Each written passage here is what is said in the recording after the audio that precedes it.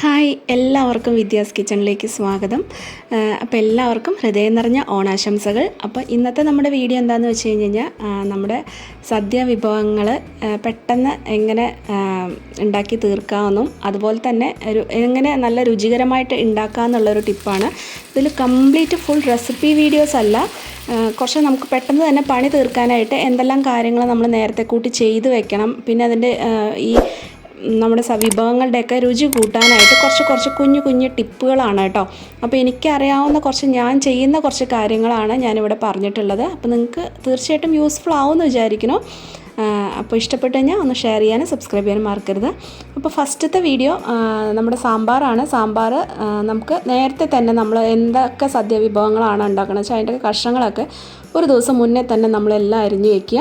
അങ്ങനെ ചെയ്ത് വെക്കുമ്പോൾ നമുക്ക് വളരെ എളുപ്പത്തിൽ തന്നെ എല്ലാം ഉണ്ടാക്കിയെടുക്കാൻ പറ്റും. അപ്പോൾ ഞാനിവിടെ സാമ്പാറിലേക്ക് കഷ്ണങ്ങൾ എടുത്തിട്ടുള്ളത് കുമ്പളങ്ങ, ക്യാരറ്റ്, ചെറിയ ഉള്ളി, മുരിങ്ങക്കായ, വഴുതനങ്ങ കേട്ടോ. ഇതിൽ കുമ്പളങ്ങ മാത്രം നമ്മൾ അന്നന്ന് അരിഞ്ഞിട്ട് ചേർക്കുക. അതുപോലെ വഴുതനങ്ങ തലേ ദിവസം അരിഞ്ഞിട്ട് മഞ്ഞൾപ്പൊടി ഇട്ട് വെള്ളത്തിലിട്ട് വയ്ക്കുക. അതിലൊരു കറയുണ്ടാവും, അതുകൊണ്ട് അങ്ങനെ ഇട്ട് വയ്ക്കുക കേട്ടോ.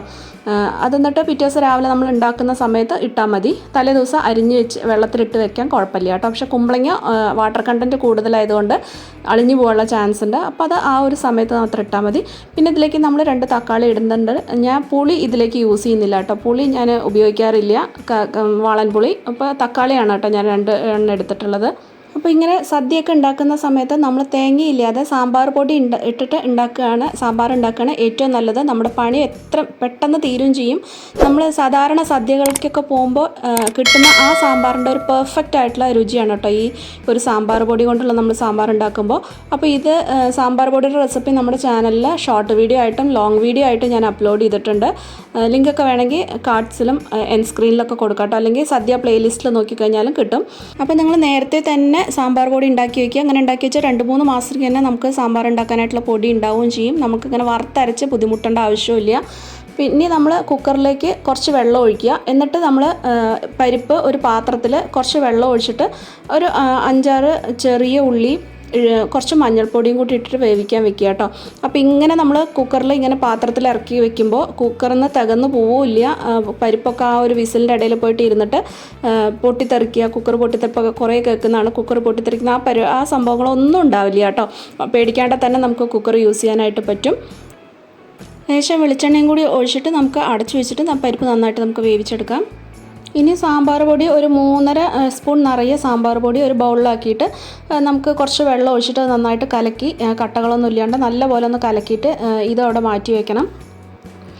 ഇനി ഒരു ചട്ടി വയ്ക്കുക. അതിലേക്ക് നമ്മൾ വെന്ത പരിപ്പ് ഇട്ട് കൊടുക്കുക.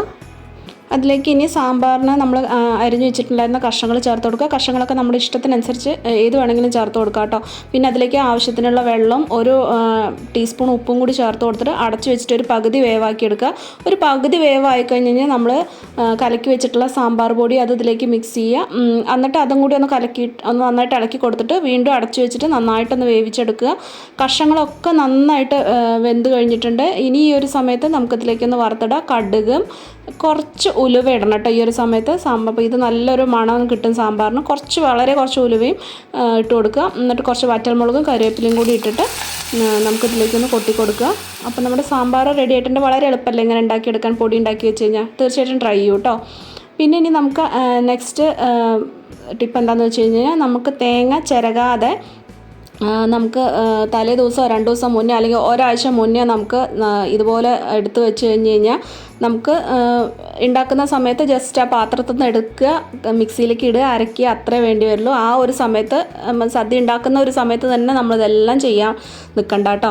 അപ്പോൾ തേങ്ങ ഇങ്ങനെ 2ആയിട്ട് ഇതാക്കിയ ശേഷം നമുക്കൊരു കത്തി വെച്ചിട്ട് ഇതുപോലെ ഒന്നിങ്ങനെ അടർത്തിയെടുക്കുക. അപ്പോൾ നമ്മൾ ചിരകി കിട്ടുന്ന തേങ്ങ പോലെ തന്നെ നമുക്കത് കിട്ടുട്ടോ. ചിരകുമ്പോൾ അടിഭാഗത്ത് കുറച്ചൊക്കെ നമുക്ക് ആ ചിരട്ടയിലൊക്കെ ഒന്ന് പോവും. പക്ഷേ ഇതിൽ കണ്ടോ നമുക്ക് പെർഫെക്റ്റ് ആയിട്ട് തന്നെ ഒരു തുള്ളി പോലും തേങ്ങ വേസ്റ്റായി പോകാണ്ട് തന്നെ നമുക്കിത് എടുക്കാനായിട്ട് പറ്റും. ഇനി ഒരു മിക്സിയുടെ ജാർ വെച്ചിട്ട് ഈ ഒരു തേങ്ങ ഒന്ന് കഷ്ണങ്ങളാക്കിയിട്ട് ഇതിലേക്ക് ഇട്ട് കൊടുക്കുക. എന്നിട്ട് നമുക്കിതൊന്ന് ക്രഷ് ചെയ്തെടുക്കാനേ പാടുള്ളൂ. ഒരുപാട് അരച്ചെടുക്കരുത്. ജസ്റ്റ് പൾസ് മോഡിൽ ഒരു 2-3 തവണ അങ്ങനെ കറക്കിയിട്ട് എടുത്തു കഴിഞ്ഞ് കഴിഞ്ഞാൽ നമ്മൾ ശരിക്കും തേങ്ങ ചിരകി കിട്ടില്ലേ, ആ ഒരു പരുവത്തിൽ നമുക്ക് കിട്ടും. ആ ഒരു രീതി വരെ ഒന്ന് കറക്കി എടുക്കുക. എത്ര നിറച്ച് തേങ്ങ മിക്സിയുടെ ജാറിൽ എടുക്കണ്ട, കറക്റ്റായിട്ട് കിട്ടില്ല. 2 തവണയായിട്ട് നമുക്ക് ക്രഷ് ചെയ്തെടുത്താൽ മതി. പിന്നെ നല്ല ഡ്രൈ ആയിട്ടുള്ള ജാറിൽ വേണം കേട്ടോ അത് ക്രഷ് ചെയ്തെടുക്കാനായിട്ട്. കണ്ടോ, അപ്പോൾ നമ്മുടെ തേങ്ങ കണ്ടോ നല്ല ഉലർന്നിട്ട് നല്ല കറക്റ്റ് നമ്മൾ എങ്ങനെയാണോ ചിരകുമ്പോൾ നമുക്ക് കിട്ടുന്നത് അതുപോലെ നമുക്ക് ഈ മിക്സിയുടെ ജാറിൽ ഇങ്ങനെ അരച്ചെടുക്കുക. അപ്പോൾ നമ്മൾ കുറേ തേങ്ങ ചിരകുമ്പോൾ ഉള്ള ബുദ്ധിമുട്ട് ഇങ്ങനെ ചെയ്ത് വെക്കുമ്പോൾ ഒട്ടും ഉണ്ടാവില്ല കേട്ടോ. ഇനി നമുക്ക് ഇതുപോലെ ഒരു പ്ലാസ്റ്റിക് ആയിട്ടുള്ള ഒരു കണ്ടെയ്നറിൽ നമുക്ക് ഇട്ട് വെച്ചിട്ട് ഫ്രിഡ്ജിൽ വെച്ചാൽ മതി. 3-4 ദിവസത്തിനൊക്കെ ആണെങ്കിൽ ഫ്രിഡ്ജിൽ വെച്ചാൽ മതി. പിന്നെ ഒരാഴ്ചയ്ക്ക് മീതെയൊക്കെ നിങ്ങൾ 1-1.5 ആഴ്ച 2 ആഴ്ചയൊക്കെ വെക്കുകയാണെന്നുണ്ടെങ്കിൽ നിങ്ങൾക്ക് ഫ്രീസറിൻ്റെ ഉള്ളിൽ വെച്ച് കഴിഞ്ഞാൽ ഒരു കേടും വരാതെ ഇതിരിക്കട്ടെ. നല്ല എയർ ടൈറ്റ് ആയിട്ട് അടച്ചു വെക്കണം. നല്ല ഡ്രൈ ആയിട്ടുള്ള പാത്രം ആവണമെന്നുള്ളൂ കേട്ടോ. അവിയലുണ്ടാക്കാനായിട്ട് കഷ്ണങ്ങൾ ഇതുപോലെ തന്നെ നേരത്തെ തന്നെ നമുക്ക് അരിഞ്ഞു വയ്ക്കാം. 1-2 ദിവസം മുന്നേ നമുക്ക് അരിഞ്ഞു വയ്ക്കാം. ക്യാരറ്റ്, പടവലങ്ങ, മുരിങ്ങക്കായ, പയറ്, കുമ്പളങ്ങ, കായ, ചേന ഇതൊക്കെയാണ് നമ്മൾ അവിയലിനെടുക്കുക. കായ ഒന്ന് മഞ്ഞൾപ്പൊടിയിട്ട വെള്ളത്തിൽ വെക്കണം, ആ കറിയൊക്കെ ഒന്ന് കളയാനായിട്ട്. കുമ്പളങ്ങ ആ ഉണ്ടാക്കുന്ന ദിവസം മാത്രം അരിഞ്ഞിട്ട് ഇട്ടാൽ മതി, അല്ലാന്നുണ്ടെങ്കിൽ അളിഞ്ഞു പോവും. ഒരു 2 ദിവസം മുന്നേക്കെയാണ് നിങ്ങൾ അരിഞ്ഞ് വെക്കണമെന്നുണ്ടെങ്കിൽ ഇതുപോലൊരു സിപ്ലോ കവറിലാക്കിയിട്ട് നിങ്ങൾക്ക് ഫ്രിഡ്ജിൻ്റെ ഒരു ഫ്രീസറിൻ്റെ അടിയത്തെ ഒരു ട്രേ ഉണ്ടാവില്ലേ, അതിലോ അല്ലെങ്കിൽ ഫ്രീസറിൻ്റെ ഉള്ളിലോ വെച്ചിട്ട് നമുക്ക് ഉപയോഗിക്കാം. അല്ല തലേ ദിവസമാണ് നിങ്ങൾ അരിഞ്ഞ് വെക്കുന്നത് വെച്ചാൽ നമ്മൾ നോർമൽ ആയിട്ടുള്ള ഒരു സാധാരണ സ്റ്റീൽ പാത്രത്തിൽ വെച്ചിട്ട് ഫ്രിഡ്ജിൽ വെച്ചാൽ മതി കേട്ടോ. ഇനി അവിയലിന് കുറച്ച് കൂടുതൽ രുചി കിട്ടാനായിട്ടുള്ളൊരു ടിപ്പാണ്. അതിന് വേണ്ടിയിട്ട് ഒരു 2 ടീസ്പൂൺ തേങ്ങ ചിരകിയത് നമുക്കൊരു മിക്സിയുടെ ജാറിലോട്ട് ഇട്ട് കൊടുക്കുക. ഒരു 3 ചെറിയ ഉള്ളി ഇട്ട് കൊടുക്കുക. ഒരു 1/4 ടീസ്പൂൺ മഞ്ഞൾപ്പൊടിയും കൂടി ഇട്ട് കൊടുത്തിട്ട് ഒന്ന് ക്രഷ് ചെയ്തെടുക്കുക കേട്ടോ. ജസ്റ്റ് ചതയ്ക്കാനും കൂടി പാടില്ല, ഒന്ന് ക്രഷ് ചെയ്തെടുക്കുക.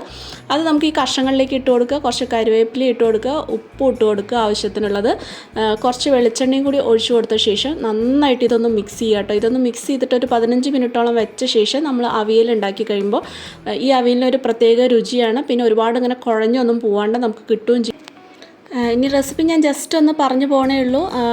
നമ്മൾ അവിയലിൻ്റെ കഷ്ണങ്ങൾ കുറച്ച് നമ്മൾ വെള്ളം ഒഴിച്ചിട്ട് നമുക്കൊന്ന് വേവിക്കാനായിട്ട് വെക്കുക. ആ ഒരു സമയത്ത് ഒരു 1/2 കപ്പ് തേങ്ങയും 2-3 പച്ചമുളകും 1/4 ടീസ്പൂൺ ചെറിയ ജീരകം കൂടി ഒരു ചെറിയ തരിതരിപ്പായിട്ട് അരച്ചെടുക്കുക. അധികം വെള്ളം ഒഴിക്കാണ്ട് കഷ്ണങ്ങൾ വെന്ത ശേഷം 1/4 വേവായ ശേഷം നമ്മൾ ഈ ഒരു അരപ്പതിലേക്ക് ചേർത്ത് കൊടുക്കുക. എന്നിട്ട് ഫ്ലെയിം ഓഫ് ചെയ്യുക. നന്നായിട്ട് ആറിയ ശേഷം മാത്രം തൈര് ചേർത്ത് കൊടുത്തിട്ട് നന്നായിട്ടൊന്ന് മിക്സ് ചെയ്ത് കൊടുക്കുക. പതുക്കെ വേണം മിക്സ് ചെയ്യാനായിട്ട്, കുത്തി ഇളക്കി കഴിഞ്ഞാൽ കഷ്ണങ്ങളൊക്കെ കുഴഞ്ഞു പോവും.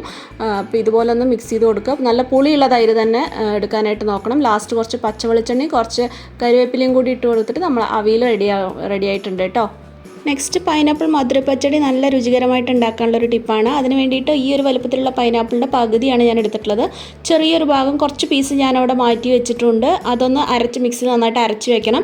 ഇനി ഒരു കുക്കറിലേക്ക് നമ്മൾ അരിഞ്ഞു വെച്ചിട്ടുള്ള പൈനാപ്പിളും ഒരു ഗ്ലാസ് വെള്ളവും ഒരു 1/4 ടീസ്പൂൺ മഞ്ഞൾപ്പൊടി, ഒരു 1/2 ടീസ്പൂൺ മുളക് പൊടി, ഒരു 1/2 ടീസ്പൂൺ ഉപ്പും കൂടി ഇട്ടിട്ട് കുറച്ച് കറിവേപ്പിലയും കൂടി ഇട്ടിട്ട് നന്നായിട്ടൊന്ന് മിക്സ് ചെയ്ത ശേഷം അടച്ച് വെച്ചിട്ട് ഒരു 6 വിസിൽ ഹൈ ഫ്ലെയിമിൽ വെച്ചിട്ട് ഒന്ന് വേവിച്ചെടുക്കുക. ഇനി ഒരു മിക്സിയുടെ ജാറിലോട്ട് ഒരു 1/4 കപ്പോളം ചെറിയ തേങ്ങയും ഒരു 1/2 ടീസ്പൂൺ കടുകും 2-3 പച്ചമുളകും ഒരു ചെറിയ തരിതരിപ്പായിട്ടൊന്ന് അരച്ച് വയ്ക്കുക. ഇനി വെന്ത പൈനാപ്പിളിലോട്ട് നമുക്ക് അരച്ച് വെച്ചിട്ടുള്ള ആ പൈനാപ്പിളില്ലേ നേരത്തെ മാറ്റി വെച്ചിട്ടുണ്ടായിരുന്നില്ലേ, അതും കൂടി ചേർത്ത് കൊടുത്തിട്ട് നന്നായിട്ടൊന്ന് മിക്സ് ചെയ്തെടുക്കുക. ഇതൊന്ന് നന്നായിട്ടൊന്ന് തിളപ്പിച്ചെടുക്കുക. ഇതുപോലെ ഒഴിച്ച് കൊടുക്കുമ്പോൾ ഒരു പൈനാപ്പിൾ എസൻസ് ഒക്കെ ഇട്ടാൽ നമുക്കൊരു നല്ലൊരു ടേസ്റ്റായിട്ട് കിട്ടും. ഈ ഒരു ടിപ്പ് യൂസ്ഫുള്ളായെന്ന് വിചാരിക്കുന്നു. ഇനി നമുക്കത് അരച്ച് വെച്ചിട്ടുണ്ടായിരുന്ന തേങ്ങയും കൂടി ഇട്ട് കൊടുത്തിട്ട് നന്നായിട്ടൊന്ന് തിളപ്പിച്ച് വറ്റിച്ചെടുക്കുക. ഇനി ഫ്ലെയിം ഓഫ് ചെയ്ത് അതൊക്കെ നന്നായിട്ട് ആറിയ ശേഷം മാത്രം നല്ല പുളിയുള്ള ഒരു 1/4 കപ്പ് തൈര് നമുക്ക് ചേർത്ത് കൊടുക്കുക. എന്നിട്ട് നന്നായിട്ടൊന്ന് മിക്സ് ചെയ്യുക. തൈര് തിളയ്ക്കാനായിട്ട് പാടില്ല. ഇനി ഇതിലേക്ക് നമുക്ക് കടുകും വറ്റൽമുളകും കരിവേപ്പിലയും കൂടി വറുത്ത് കൊട്ടുക. അപ്പോൾ നല്ല പൈനാപ്പിൾ പച്ചടി റെഡി ആയിട്ടുണ്ട് കേട്ടോ. നെക്സ്റ്റ് നമ്മുടെ നോൺ വെജ് കറിയെ പോലെ ടേസ്റ്റ് ആയിട്ടുള്ള ഒരു സദ്യ മസാലക്കറിയാണ്. അതിന് വേണ്ടിയിട്ട് ഒരു വലിയ ഉരുളക്കിഴങ്ങും ഒരു വലിയ ക്യാരറ്റും ഒരു 1/4 കപ്പ് ഗ്രീൻ പീസ് നന്നായിട്ട് കഴുകിയ ശേഷം ഒരു കുക്കറിൽ കുറച്ച് എണ്ണ ഒഴിച്ചിട്ട് അതിലേക്ക് ഇട്ട് കൊടുക്കുക. പിന്നെ അതിലേക്ക് ഒരു 1/4 ടീസ്പൂണോളം ഉപ്പും ഒരു 1/4 ടീസ്പൂൺ മഞ്ഞൾപ്പൊടിയും കൂടി ഇട്ടിട്ട് ഒരു 5 മിനിറ്റ് ഒന്ന് ഒരു ലോ ഫ്ലെയിമിൽ വെച്ചിട്ട് നന്നായിട്ടൊന്ന് വഴറ്റിയെടുക്കുക. അതിലേക്ക് ഒരു 1/4 കപ്പ് വെള്ളം കൂടി ഒഴിച്ച് കൊടുത്തിട്ട് ഒരു 4 വിസിൽ വരുന്നവരെ വേവിച്ചെടുക്കാം. 4 വിസിൽ കഴിഞ്ഞാൽ തുറന്ന് നോക്കിയിട്ട് ഒരു മാഷർ വെച്ചിട്ടോ അല്ലെങ്കിൽ ഒരു കയ്യിൽ വെച്ചിട്ടോ ജസ്റ്റ് ഒന്ന് മാഷ് ചെയ്ത് കൊടുക്കുക. ഒന്ന് ഉടയ്ക്കാനേ പാടുള്ളൂ, കൂടുതൽ അങ്ങോട്ട് ഉടച്ചെടുക്കണ്ട. അതിനുശേഷം ഒരു ചട്ടി വയ്ക്കുക, അതിലേക്ക് കുറച്ച് വെളിച്ചെണ്ണ ഒഴിച്ചു കൊടുക്കുക. അതിലേക്ക് ഇഞ്ചി, വെളുത്തുള്ളി, അതുപോലെ കുറച്ച് പെരിഞ്ചീരകം കൂടി ചേർത്തൊന്ന് ചതച്ച് കൊടുക്കുക. അത് ഈ ഒരു കറിക്ക് നല്ലൊരു മണം, നല്ലൊരു ടേസ്റ്റും തരും കേട്ടോ പെരിഞ്ചീരകം ഇടുമ്പോൾ. എന്നിട്ട് അതിലേക്ക് കറിവേപ്പിലയും പച്ചമുളകും സവാളയും കൂടി ഇട്ടിട്ട് നന്നായിട്ടൊന്ന് വഴറ്റിയെടുക്കുക. ഇതൊക്കെ നന്നായിട്ടൊന്ന് വഴറ്റി കഴിയുമ്പോൾ അതിലേക്ക് 1 ടേബിൾ സ്പൂൺ മല്ലിപ്പൊടിയും 1/4 ടീസ്പൂണോളം മുളക് പൊടിയും പിന്നെ ഒരു 1/4 ടീസ്പൂൺ ഗരം മസാലയും അതുപോലെ 1/2 ടീസ്പൂൺ ചിക്കൻ മസാലയും കൂടി ഇട്ട് കൊടുക്കുക. അതും കൂടി ഇട്ട് കൊടുത്തിട്ട് ഒരു 1/4 ടീസ്പൂൺ ഫ്രഷായിട്ട് പൊടിച്ച കുരുമുളക് പൊടി, ഒരു 1/8 സ്പൂണ് മഞ്ഞൾപ്പൊടി കൂടി ഇട്ട് കൊടുത്തിട്ട് പച്ചമുളകൊക്കെ വിടുന്നവരെ നന്നായിട്ടൊന്ന് വഴറ്റി കൊടുക്കുക കേട്ടോ. ഈ ചിക്കൻ മസാല ഒക്കെ ഇട്ട് കൊടുക്കുമ്പോൾ ഒരു കറക്റ്റ് ഒരു നോൺ വെജ് കറിയുടെ നല്ലൊരു ഫ്ലേവർ കിട്ടും. അപ്പോൾ ഇതാണ് കേട്ടോ അതിൻ്റെ ഒരു ടിപ്പ് എന്ന് പറയണത്. അതും കൂടി ഇട്ട് കൊടുത്തിട്ട് നന്നായിട്ടൊന്ന് വഴറ്റി കൊടുത്ത ശേഷം തക്കാളിയും കൂടി ഇട്ട് കൊടുത്തിട്ട് ഒരു വലിയ തക്കാളിയും കൂടി ഇട്ട് കൊടുത്ത് നന്നായിട്ട് വഴറ്റുക. എന്നിട്ട് നമ്മൾ വേവിച്ചെടുത്ത് വെച്ചിട്ടുള്ള ഈ ഒരു വെജിറ്റബിൾസും കൂടി ഇട്ടിട്ട് ഒന്ന് മൂടി വെച്ചിട്ട് ഒരു 5 മിനിറ്റ് ഒന്ന് മസാലയൊക്കെ ഒന്ന് പിടിക്കുന്നവരെ ഒന്ന് മൂടി വെച്ചിട്ടൊന്ന് വേവിച്ചെടുക്കുക. നമ്മുടെ സദ്യ മസാലക്കറി ഇവിടെ റെഡി ആയിട്ടുണ്ട്. നമ്മളിന്ന് കാണിച്ചിട്ടുള്ള വീഡിയോസിൻ്റെ എല്ലാം ഡീറ്റെയിൽ റെസിപ്പി നമ്മുടെ ചാനലിലുണ്ട് കേട്ടോ. പ്ലേലിസ്റ്റ് ഒന്ന് കയറി നോക്കിയാൽ മതി.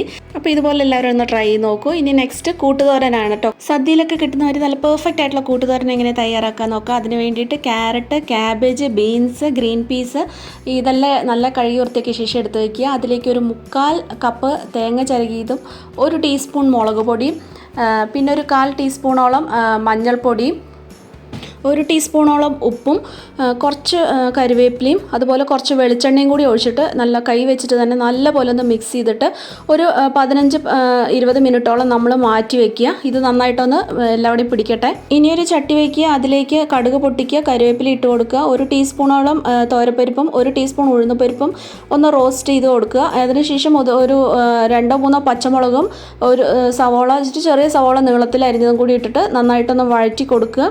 നന്നായിട്ട് വഴണ്ടി കഴിയുമ്പോൾ നമ്മൾ മിക്സ് ചെയ്ത് വെച്ചിരിക്കുന്ന പച്ചക്കറികൾ ഇട്ട് കൊടുക്കുക. എന്നിട്ട് നന്നായിട്ടൊന്ന് മിക്സ് ചെയ്യുക. എന്നിട്ട് ഒട്ടും വെള്ളം ഒഴിക്കാതെ തന്നെ ഒരു വാഴയില വെച്ചിട്ട് മൂടിയിട്ട് നന്നായിട്ടൊന്ന് വേവിച്ചെടുക്കുക. ഇടയ്ക്കൊന്ന് തുറന്ന് നോക്കിയിട്ടൊന്ന് ഇളക്കി കൊടുക്കേണ്ടി വരും അടി പിടിക്കാതിരിക്കാനായിട്ട്. ഒരു 10 മിനിറ്റൊക്കെ ആകുമ്പോഴേക്കും തന്നെ നമ്മുടെ ഈ ഒരു പച്ചക്കറികളൊക്കെ നന്നായിട്ട് വെന്ത് കിട്ടും. അപ്പോൾ കറക്റ്റ് പെർഫെക്റ്റ് ആയിട്ടുള്ള സദ്യ ടേസ്റ്റിലുള്ള കൂട്ടുതോര റെഡി ആയിട്ടുണ്ട്. ട്രൈ ചെയ്ത് നോക്കൂ കേട്ടോ. ഇനി നെക്സ്റ്റ് നമ്മുടെ ടിപ്പ് എന്താണെന്ന് വെച്ച് കഴിഞ്ഞാൽ നമ്മുടെ ബീട്രൂട്ട് തോരൻ കുറച്ചും കൂടി ടേസ്റ്റി ആയിട്ട് എങ്ങനെ ഉണ്ടാക്കാൻ പറ്റുമോ നോക്കാം. ബീട്രൂട്ട് നല്ല ചുമന്നതാണെന്ന് അറിയാൻ വേണ്ടിയിട്ട് നമുക്ക് ജസ്റ്റ് ഒന്ന് ഇങ്ങനെ ആക്കി നോക്കിയാൽ മതി കേട്ടോ. അതിൻ്റെ തോലൊന്ന് ഉള്ളിൽ നല്ല റെഡ് കളറാണെന്നുണ്ടെങ്കിൽ ബീട്രൂട്ടിന് നല്ല കളറുണ്ട്. അപ്പോൾ തോരനും ഈ ഒരു പച്ചടി ഉണ്ടാക്കുമ്പോൾ നല്ലൊരു കളറിൽ കിട്ടും. അതിൻ്റെ തോലൊക്കെ നന്നായിട്ടൊന്ന് പീൽ ചെയ്ത് കളഞ്ഞിട്ട് ഒന്ന് കഴുകിയെടുക്കുക. ഇനി നമുക്കിതുപോലെ ഒരു ഗ്രേറ്റർ വെച്ചിട്ട് ഗ്രേറ്റ് ചെയ്തെടുക്കുകയാണ് കേട്ടോ വേണ്ടത്.